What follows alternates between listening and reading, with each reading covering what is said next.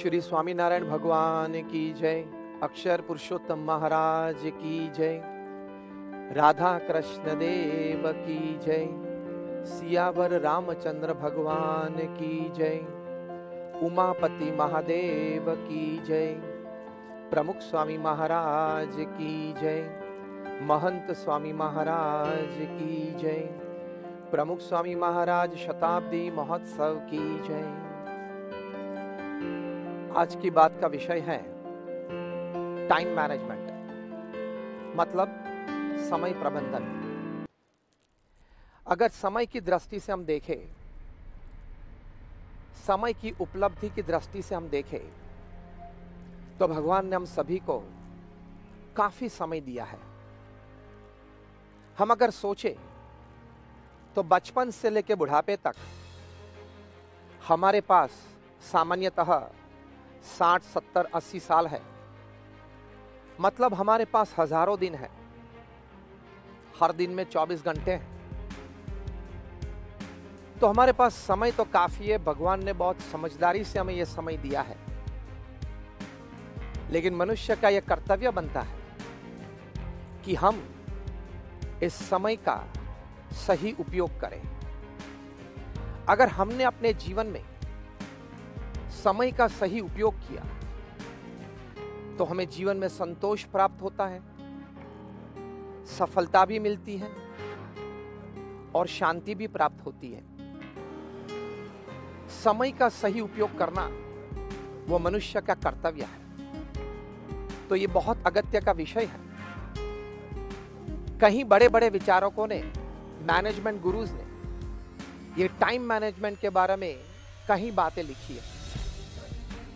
क्योंकि व्यक्तिगत जीवन में, पारिवारिक जीवन में, व्यावसायिक जीवन में, सामाजिक जीवन में समय का प्रबंधन करना वो अति आवश्यक है। वरना समय तो ऐसे ही बीत जाएगा।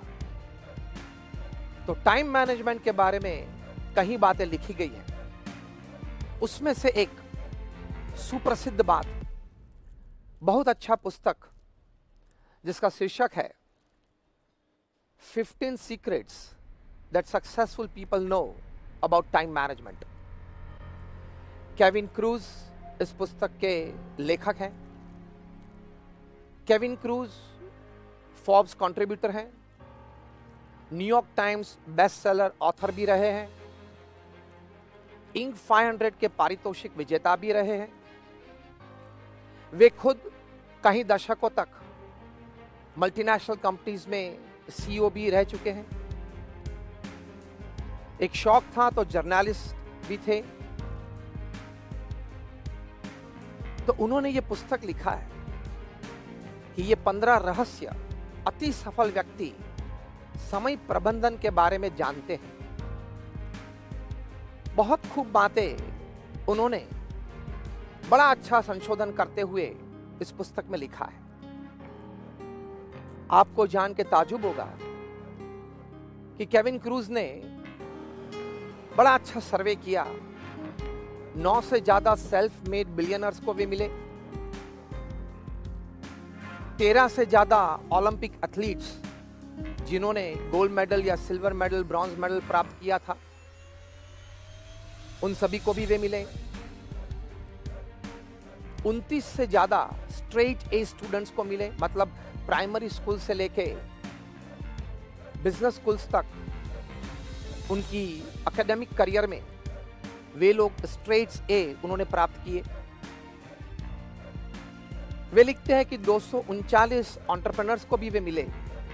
इन सभी को मिलने का मकसद उनका एक ही था कि इन लोगों ने अपने जीवन में अपनी करियर आगे बढ़ाने के लिए, अपनी करियर में सफलता प्राप्त करने के लिए टाइम मैनेजमेंट की दृष्टि से किस प्रकार के सिद्धांत अपनाएं, ये समय प्रबंधन की दृष्टि से किस प्रकार का आयोजन किया और इससे उनको क्या लाभ प्राप्त हुआ।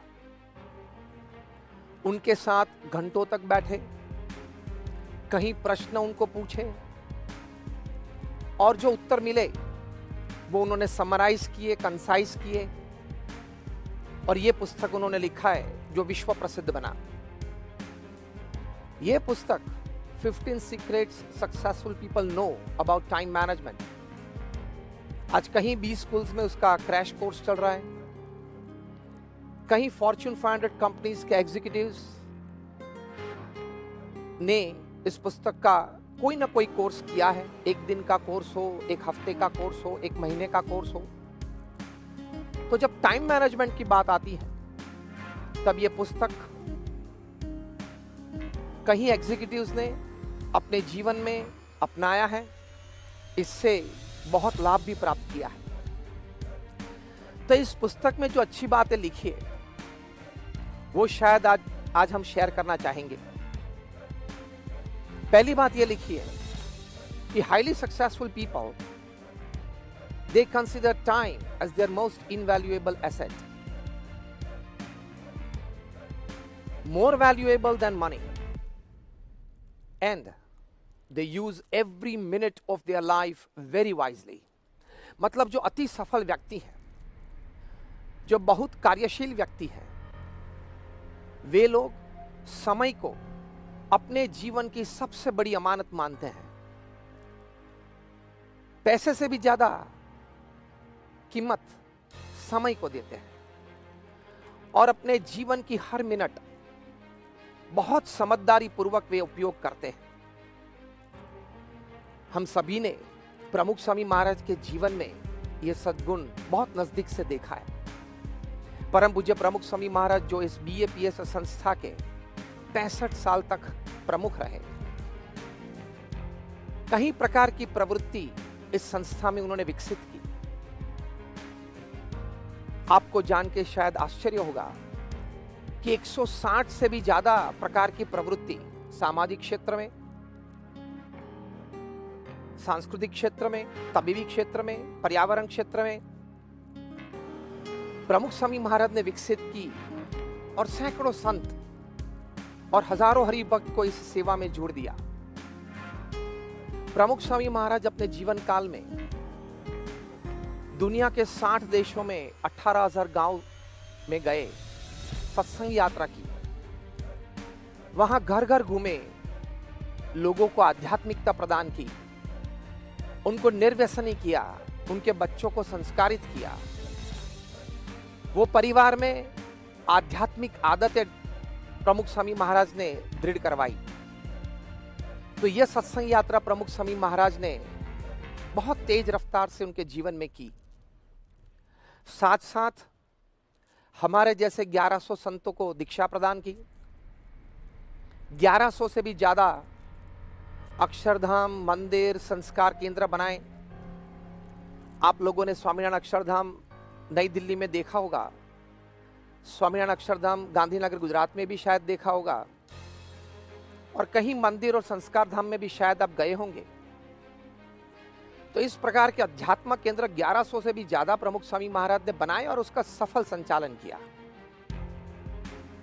55,000 से ज्यादा स्वयंसेवक तैयार किए, भाई और बाई दोनों। 70 से ज्यादा हॉस्पिटल्स, हॉस्टल, स्कूल्स और कॉलेजेस बनाई और सफल संचालन निस्वार्थ भाव से एक चैरिटी बेस पे प्रमुख स्वामी महाराज ने किया। तो बहुत काम प्रमुख स्वामी महाराज ने निस्वार्थ भाव से समाज के लिए किया। बड़ी समाज सेवा प्रमुख स्वामी महाराज ने की। वे बहुत कार्यशील थे, उनका व्यक्तित्व भी बहुत आकर्षक रहा। लोग उनके लिए समय देते थे, उनके आयोजन में लोग अपनी सेवाएं देते थे। तो प्रमुख स्वामी महाराज एक जीवन काल में, मतलब एक मनुष्य जीवन में इतना सारा कार्य कर पाए, उसका एक बहुत बड़ा रहस्य उनका समय प्रबंधन था, मतलब टाइम मैनेजमेंट था। प्रमुख स्वामी महाराज एक बार मुंबई में थे, दांत में कोई तकलीफ आई और डॉक्टर दीक्षित का संपर्क किया गया, एक अपॉइंटमेंट मिली। कोई दिन सुबह चलना था अपॉइंटमेंट के जरिए से वहां डॉक्टर दीक्षित के क्लिनिक पे। सुबह का समय 10 साढ़े 10 का प्रमुख स्वामी महाराज का पत्र पठन और पत्र उत्तर का रहता था। जब निकलने का समय आया दादर स्वामीनारायण मंदिर से, प्रमुख स्वामी महाराज ने अपने सेवक संत को बताया कि पत्र साथ में ले लेना। पत्र सब साथ में लिए। प्रमुख स्वामी महाराज लिफ्ट से नीचे आए, गाड़ी में बैठे, पत्र मांगा और पत्र पढ़ना चालू कर दिया। वैसे अगर हम होते तो, मुंबई जैसा शहर है, तो वैसे ही गाड़ी में आगे चलते चलते, घूमते घूमते आसपास हम देखते हैं, बिल्डिंग देखते हैं, लोग देखते हैं। प्रमुख स्वामी महाराज अत्यंत कार्यकुशल थे, समय का उपयोग करना जानते थे। तो दादर स्वामीनारायण मंदिर से डॉक्टर दीक्षित की क्लिनिक तक पहुंचे प्रमुख स्वामी महाराज ने पत्र पढ़ना चालू रखा। वहां नीचे उतरे, अंदर पहुंचे। डॉक्टर दीक्षित ने कहा कि स्वामी जी 2 मिनट, मैं थोड़ा एपरेटस एडजस्ट करता हूं। प्रमुख स्वामी महाराज ने कहा कोई बात नहीं। वहां बैठे, पत्र पढ़ना चालू रखा। 1 पत्र, 2, 3, 4 चालू रखा। फिर डॉक्टर दीक्षित आए कि स्वामी जी आप अंदर पधारे। अंदर गए प्रमुख स्वामी महाराज। आपको जान के आश्चर्य लगेगा कि वहां कुर्सी से उठे, दोनों हाथ में पत्र पकड़ा हुआ था। तो क्लिनिक में कुर्सी तक गए, वहां तक पत्र पढ़ना चालू रखा। कुर्सी पे बैठे, वहां तक भी पत्र पढ़ना चालू रखा। फिर पत्र बाजू पे रख दिया। 1-2 एक्सरे निकाले डॉक्टर दीक्षित ने और कहा कि स्वामी और शायद 2-3 निकालने पड़ेंगे। स्वामी जी ने कहा ठीक बात है। बाजू में पत्र पड़ा था, पत्र पढ़ना चालू किया। दूसरा लिया, तीसरा लिया, फिर से 1-2 एक्सरे डॉक्टर दीक्षित ने लिए। फिर से 1 एक्सरे बाकी था। तो प्रमुख स्वामी महाराज ने सेवक संत के पास पत्र मांगा और वो भी पत्र पढ़ना चालू रखा। तो ये पूरी जो कार्यवाही हुई, जो दांत के एक्सरे की, प्रमुख स्वामी महाराज ने पत्र पठन चालू रखा। तो ऐसी दिनचर्या होती है ऐसे कार्यकुशल व्यक्ति की। This is called time management. यह समय का प्रबंध है। जैसे हमने पहले सुना कि ऐसे महापुरुष समय को सम्मान देते हैं और दशकों के बाद समय उनको सम्मान देता है। उनके जीवन में कई प्रकार की सफलता, कई प्रकार की समृद्धि ये समय लेके आता है। प्रमुख स्वामी महाराज एक बार बड़ौदा में थे, गुजरात में। सुबह में व्यक्तिगत मुलाकात पूरी हुई। उसके बाद 2 संत और 2-3 कार्यकर्ता प्रमुख स्वामी महाराज को मिले कि स्वामी आज शाम को जो हमारी सत्संग सभा है उसमें बच्चों और युवाओं का कोई सांस्कृतिक कार्यक्रम है। प्रमुख स्वामी महाराज तुरंत ही समझ गए। सीधा प्रश्न पूछा कि मैं कितने समय पे वहां मंच पे आ जाऊं, आपकी अपेक्षा क्या है? तब कोई बोले उससे पहले ही फिर से वही बोले कि अगर मैं 7 बजे शाम को ठीक वहां पे आ जाऊं तो ठीक है। सभी ने कहा, एक दूसरे के सामने देखते हो, कहा ठीक है स्वामी, 7 बजे आप पधारना। प्रमुख स्वामी महाराज ने बोला ठीक, हम आ जाएंगे। शाम को प्रमुख स्वामी महाराज सायं भ्रमण करते थे, थोड़ी मुलाकात रहती थी, पत्र लेखन थोड़ा करते थे। फिर सत्संग सभा में आने के लिए भी अपने निवास स्थान से चले। अब बड़ौदा में यह व्यवस्था है, 2 कैंपस हैं। मंदिर और प्रमुख स्वामी महाराज का निवास स्थान एक कैंपस में है और सत्संग सभा जहां लगती है वो एक दूसरा कैंपस है। बीच में एक पब्लिक रोड है। प्रमुख स्वामी महाराज अपने निवास स्थान से निकले, रोड क्रॉस करते हुए उन्होंने गाड़ी में जो घड़ी थी वो उन्होंने देखी और 7 बजने में 2 मिनट बाकी थी। प्रमुख स्वामी महाराज ने गाड़ी चालक को कहा कि तेज से चलाओ, हमें वहां 7 बजे ठीक पहुंचना ही है। और प्रमुख स्वामी महाराज जब यहां मंच पे पहुंचे तब समय था 7 बजे का। तो इतना सम्मान समय को ये देते हैं। कभी कभार तो ऐसा लगता है कि ऐसे कार्यशील व्यक्ति, ऐसे प्रभावशाली व्यक्तित्व जिनका होता है, कार्य की दृष्टि से हम देखें तो वे लोग समय के गुलाम हैं, लेकिन गुलाम नहीं हैं। वे लोग समय को सम्मान देते हैं ताकि ये बात एक हकीकत इतिहास की दृष्टि से हम देखें तो इतिहास में कहीं ऐसे प्रसंग है कि समय ने इन लोगों को दशकों के बाद बहुत सम्मान दिया है। तो प्रमुख स्वामी महाराज के जीवन में ये बात थी और एक बात केविन क्रूज ने लिखी है, पॉइंट नंबर 2 लिखा है, उन्होंने लिखा है कि highly successful people they focus on their values, they focus on their priorities, they focus on their consistent habits, so they automatically manage time. ये बहुत अच्छी बात उन्होंने बड़ा संशोधन करके लिखा है।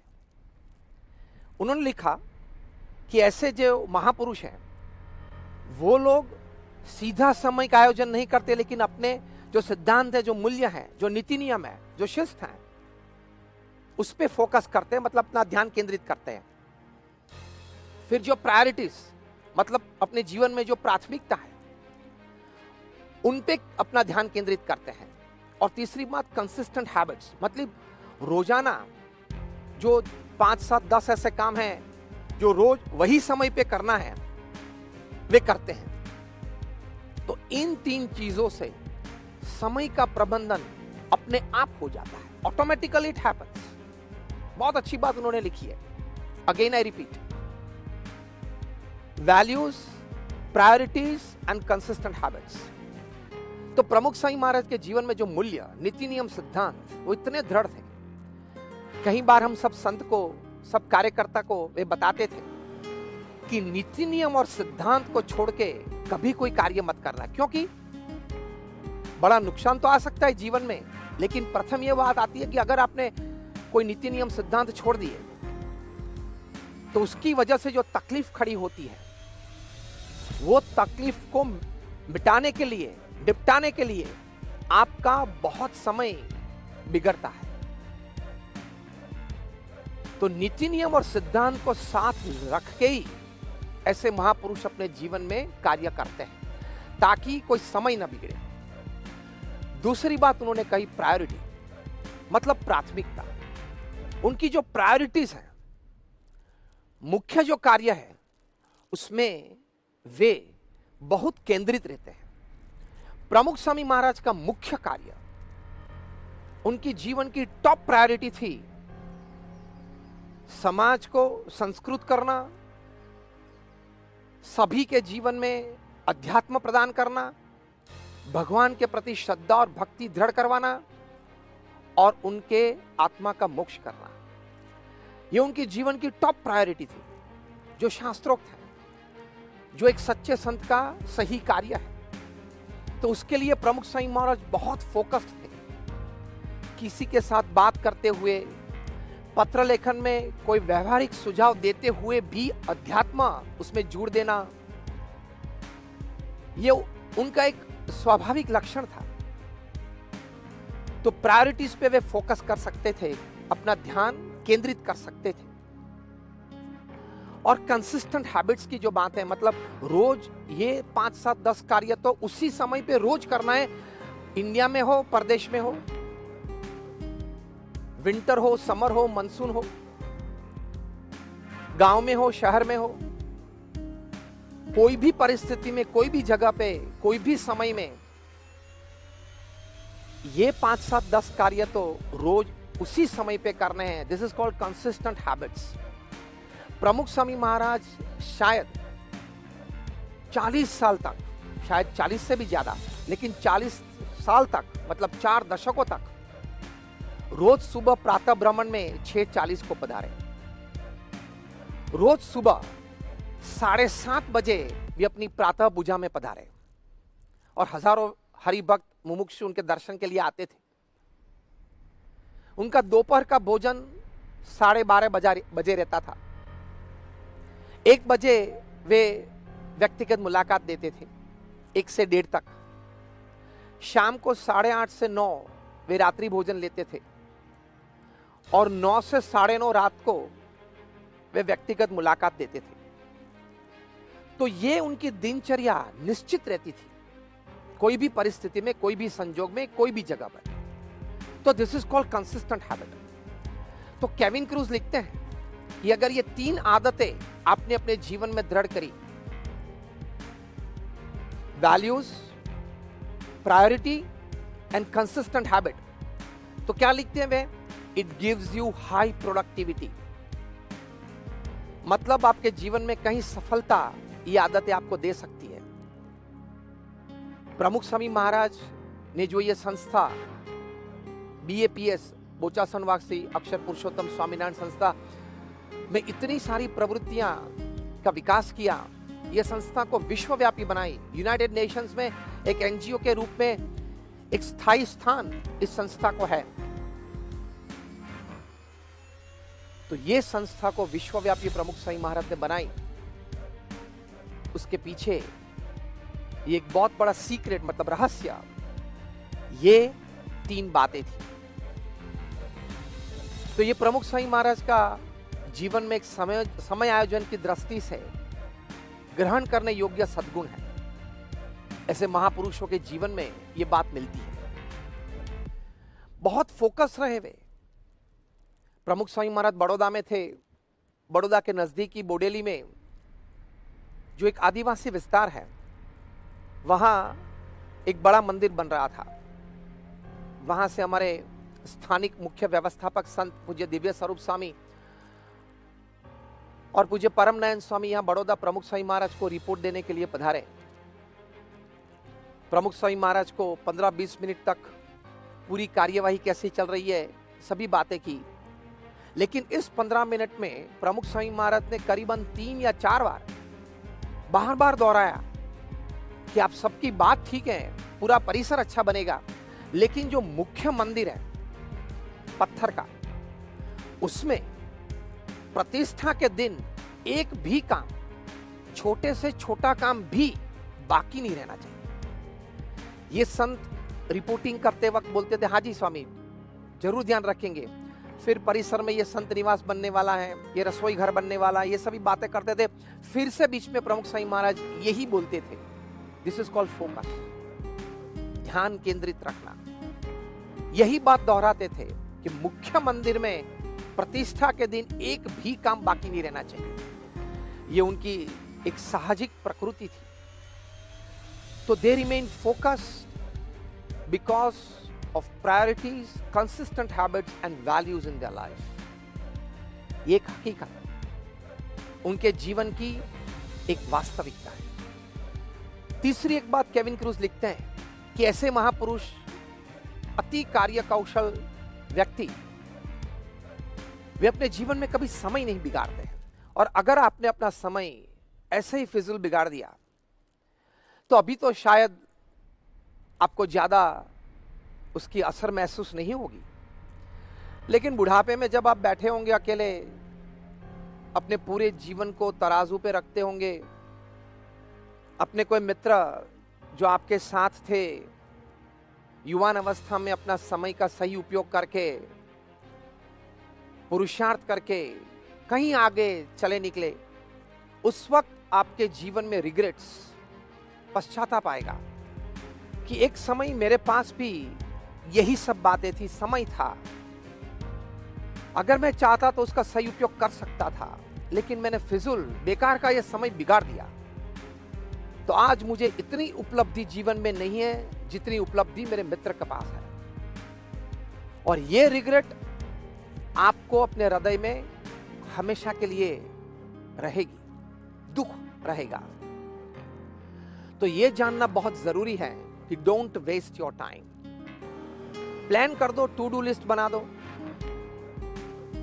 और टू डू लिस्ट भी केविन क्रूज लिखते हैं, रात को बना के सोना कि कल सुबह उठ के, मतलब कल सुबह से शाम तक मेरा ये टू डू लिस्ट है, ये करना, ये समय पे करना है। And try to stick to it maximum. तो शाम तक कहीं काम निपट जाएंगे, आपको भी संतोष और आनंद आएगा कि कुछ अच्छा काम हुआ। तो इससे बहुत बड़ा लाभ मिलता है। एक और अच्छी बात केविन क्रूज लिखते हैं, वे लिखते हैं कि brief hurdles during the day can save you from long meetings, can reduce your emails and can cut on your meeting times and energise and unite your team. बहुत अच्छी बात है ये।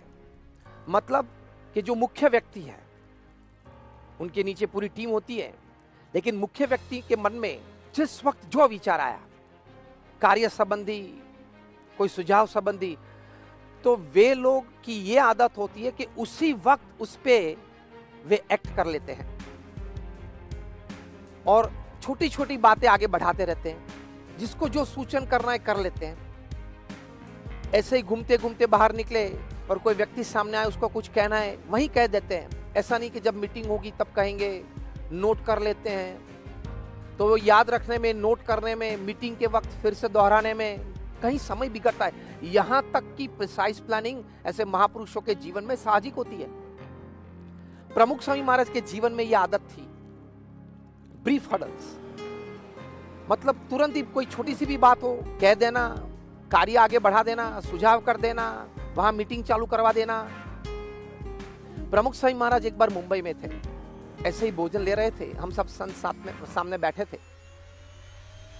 प्रसंग ऐसा बना था पिछले 10-15 दिन में कि हमारे पूज्य विवेक जीवन स्वामी ने हिंदुइज्म पुस्तक लिखा था। उस पुस्तक का लॉन्चिंग प्रोग्राम हमने वहां मुंबई में रखा था और 6-7 जगह पे हुआ था।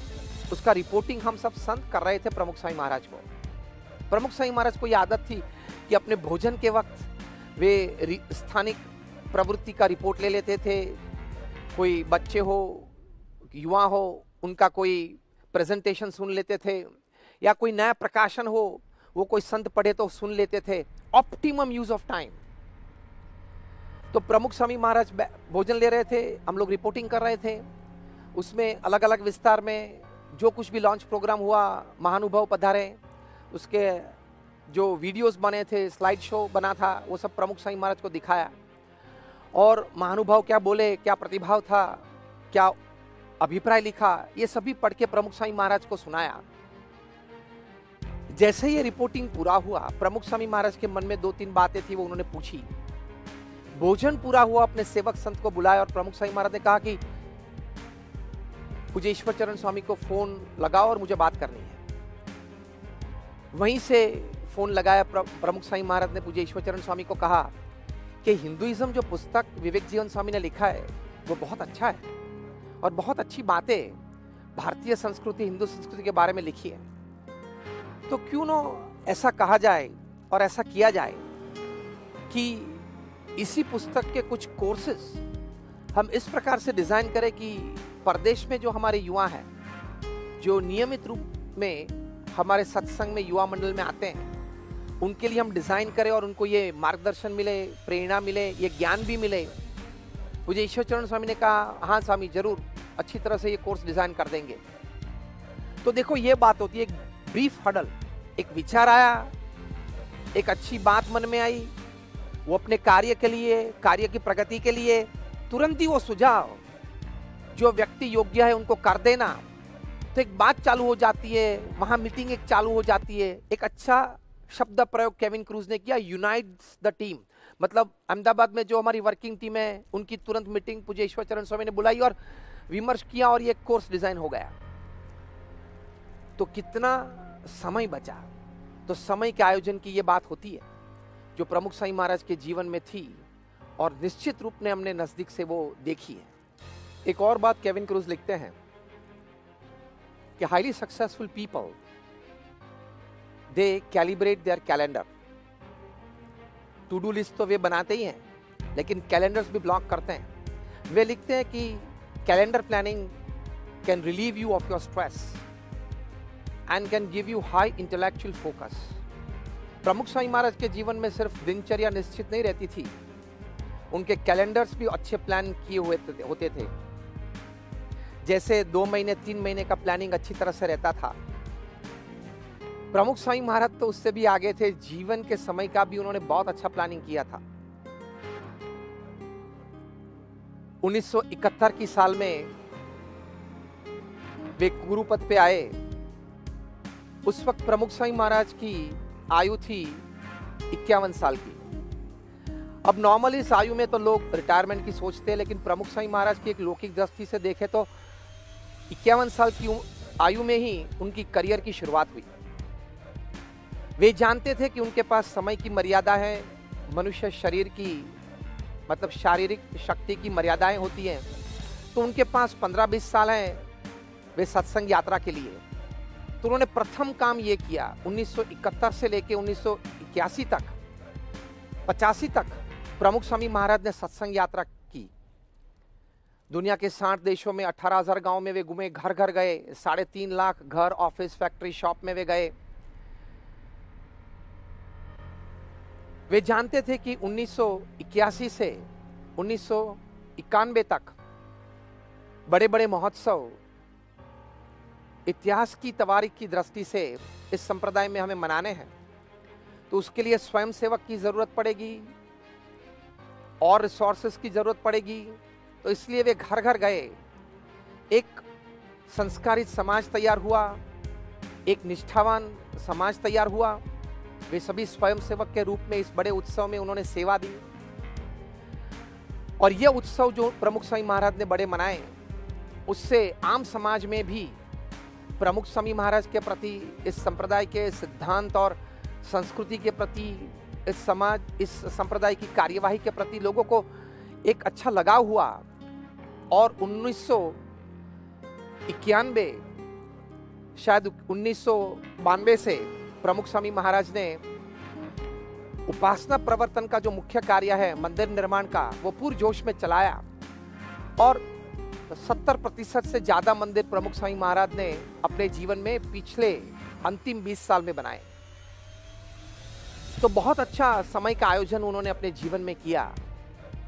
एक और बात केविन क्रूज ने लिखी है कि such successful people they are very good at multitasking, मतलब बहु कार्य में वे लोग कुशल होते हैं, एक ही समय पे 2-3 कार्य कर सकते हैं। आपको जान के आश्चर्य लगेगा कि प्रमुख स्वामी महाराज के जीवन के कई प्रसंग ऐसे हैं। मुंबई में एक बार थे, प्रमुख स्वामी महाराज पत्र लिख रहे थे, उसी वक्त लंदन से एक फोन आया। उस हरिभक्त को कोई अर्जेंसी थी, सेवक संत ने प्रमुख स्वामी महाराज को फोन दिया। फोन हाथ में लिया, प्रमुख स्वामी महाराज उस हरिभक्त के साथ बात करते थे। बात करते करते प्रमुख स्वामी महाराज ने पत्र में उत्तर लिखना चालू रखा। बड़ी आश्चर्य की बात है। ऐसे दृश्य तो कहीं संतों ने देखे हैं। अहमदाबाद में भी एक बार प्रमुख स्वामी महाराज फोन पे बात करते करते पत्र पढ़ रहे थे और फोन पूरा हुआ, पत्र भी सेवक संत को दे दिया और उसका उत्तर भी लिखवा दिया। तो मल्टीटास्किंग आज के मैनेजमेंट में बहुत महत्वपूर्ण स्थान, मैनेजमेंट सिस्टम्स में, एडमिनिस्ट्रेटिव प्रोसीजर्स में, पर्सनल ग्रोथ में उसका है। तो मल्टीटास्किंग से बहुत समय आपका आप बचा सकते हैं। तो ये भी एक बड़े महापुरुषों के जीवन में हमें देखने को मिलता है। प्रमुख स्वामी महाराज सत्संग सभा में जब बैठते थे, इसके साक्षी तो हजारों लोग हैं कि अन्य कोई कार्यक्रम चलता हो, वे पत्र लेखन उनका चालू रखे, फिर भी उनका एक ध्यान क्या प्रसंग चल रहा है, क्या बातें हो रही है, क्या कुछ कीर्तन चल रहा है, उसमें भी रहता था। और उसमें अगर कोई भूल आई तो प्रमुख स्वामी महाराज तुरंत वो भूल बता सकते थे, या कोई ऐसी बात आई तो उस बात को जब सभा के अंत में अपना प्रवचन हो, मतलब उनके आशीर्वाद हो, आशीर्वचन में वे बात वे कर सकते थे। मतलब मल्टीटास्किंग में भी वो मेंटली बहुत फोकस्ड और कॉन्सेंट्रेटेड रहते थे। तो ये भी महापुरुषों के जीवन की एक बड़ी बात होती है। एक और बात केविन क्रूज ने लिखी है, उन्होंने लिखा है कि अगर आप समय का प्रबंधन, मतलब टाइम मैनेजमेंट इफेक्टिवली करते हो, मतलब effective time management, it can give you growth, it can give you energy and it can give you new ideas. क्योंकि आप समय में अच्छी तरह से आयोजित हो तो शक्ति भी कंजर्व होती है, अच्छे विचार भी आपको आ सकते हैं और आप ग्रोथ मतलब विकास की ओर भी अच्छी तेज रफ्तार से आप दौड़ सकते हो।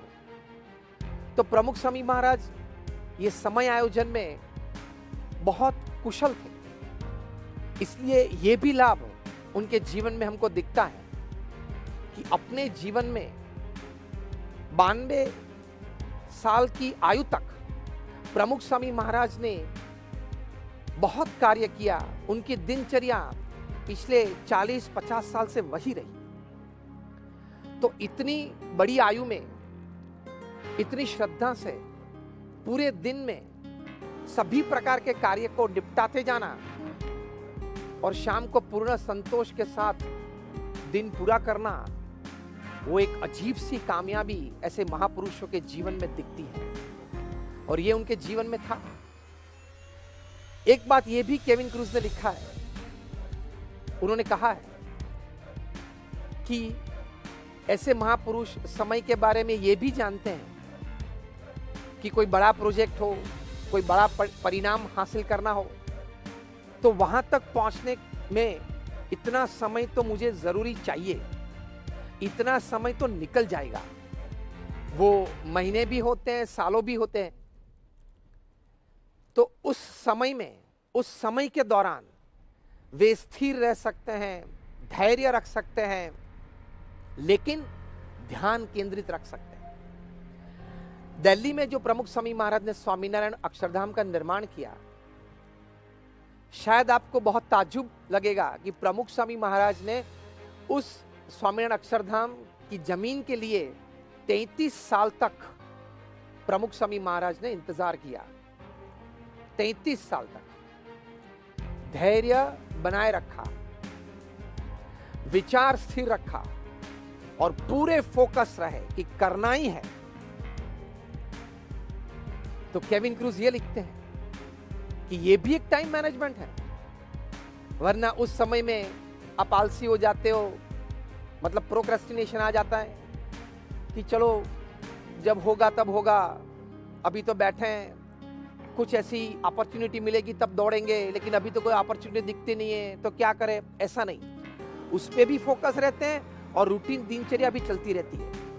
तो केविन क्रूज ने यह लिखा है कि यह समझदारी भी महापुरुषों के जीवन में समय के प्रबंधन की दृष्टि से होती है। तो प्रमुख स्वामी महाराज ने ये इंतजार किया, लेकिन फल इच्छित प्राप्त किया। उनको जिस प्रकार का स्वामीनारायण अक्षरधाम का निर्माण उनके मन में था वो किया। उस वक्त सोमपुरा थे जो डिजाइनर्स थे अक्षरधाम के, उन्होंने बताया कि स्वामी आपके मन में जो प्रकल्प है वो वास्तविकता में परिवर्तित करने के लिए हमें 35 साल चाहिए। प्रमुख स्वामी महाराज ने कहा नहीं, हमें 5 साल में ये चाहिए। केविन क्रूज ने ये भी लिखा है, such successful people, they decide the time of their project, they stick to the time and generate the resources to finish the project in time। कि ऐसे महापुरुष काम का समय अपने मन में निश्चित करते हैं और उस समय में वो कार्य पूर्ण करने के लिए जो भी रिसोर्सेस की आवश्यकता है वो रिसोर्सेस पैदा कर सकते हैं। सोमपुरा ने कहा स्वामी 35 साल लगेंगे, प्रमुख स्वामी महाराज ने कहा कि नहीं 5 साल में चाहिए।